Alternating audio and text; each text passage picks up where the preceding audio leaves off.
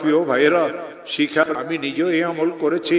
এই কোরআনে করিমকে মাথায় নিয়ে বলি, এই কোরআনে করিমকে মাথায় নিয়ে বলি, এই কোরআনে করিমকে মাথায় নিয়ে বলি, এই কোরআনে করিমকে খুলিয়ে কলিজার সাথে মিলেই বলি, আমার মাওলার নামে কসম করিয়ে বলি, যতবার আমি এই আমল করেছি নিজের জন্য, বিপদগ্রস্ত আত্মীয় স্বজনের জন্য, খোদার কসম প্রত্যেকবার আল্লাহ আমাকে এর ফলাফল হাতে হাতে দিয়েছেন।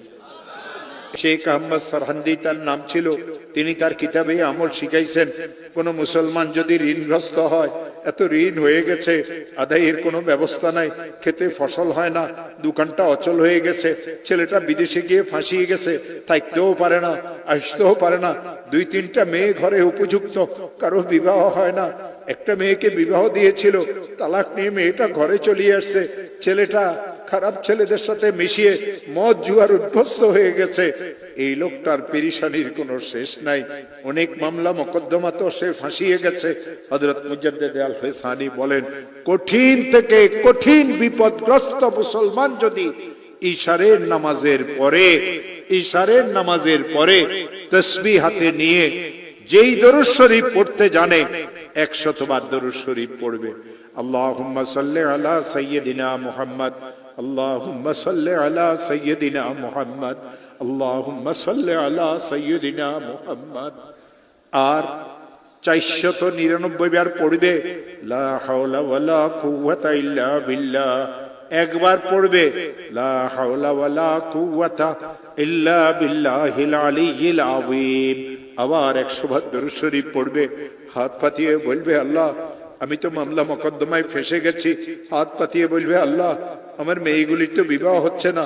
হাত পাতিয়ে বলবে, আল্লাহ আমার একটা মেয়ে তালাক নিয়ে ঘরে চলে এসেছে। হাত পাতিয়ে বলবে, আল্লাহ আমি মামলা মোকদ্দমাতে ফাঁসিয়ে গেছি। হাত পাতিয়ে বলবে, আল্লাহ আমার খেতে ফসল হয় না।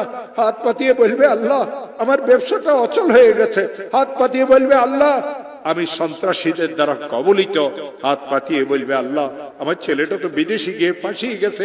হাত পাতিয়ে দিয়ে বলবে, আল্লাহ আমার আরেকটা ছেলে তো অনেক খারাপ হয়ে গেছে, আমাকে মারধরও করতে চায়, মাওলা তুমি আমাকে বিপদ থেকে মুক্ত করে দাও। আমার হাতে কোরআন আছে। দেওবন্দ মাদ্রাসার একজন বড় মুহাদ্দিস হযরত মাওলানা মুফতি আমিন সাহেব পালানপুরি, তিনি আমাকে আমল শিখাইছেন।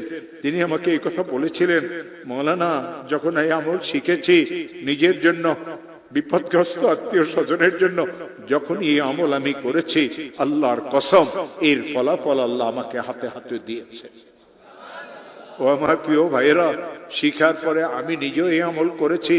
এই কোরআনে করিমকে মাথায় নিয়ে বলি, এই কোরআনে করিমকে মাথায় নিয়ে বলি, এই কোরআনে করিমকে মাথায় নিয়ে বলি, এই কোরআনে করিমকে খুলিয়ে কলিজার সাথে মিলেই বলি, আমার মাওলার নামে কসম করিয়ে বলি, যতবার আমি এই আমল করেছি নিজের জন্য, বিপদগ্রস্ত আত্মীয় স্বজনের জন্য, খোদার কসম প্রত্যেকবার আল্লাহ আমাকে এর ফলাফল হাতে হাতে দিয়েছে।